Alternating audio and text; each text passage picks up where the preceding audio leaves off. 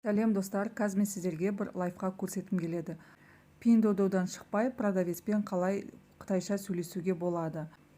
Мысалы, мына футболка маған ұнады. Мен осының материалын сұрағым келеді. Осының астында мына үшіншіні басамыз, бұл жерде продавецке жаза аламыз біз. Одан кейін мына жерде мінекей Google переводчик бар, соны басамыз. Және де мына жерге мінекей қытайшаны қоямыз.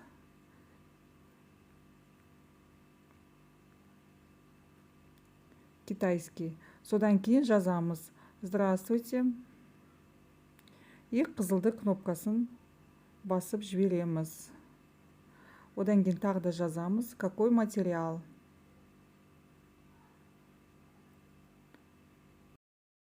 Бізге китаец жауап берді. Енді мынаны үстін басамыз біріншісін басамыз. Копировать.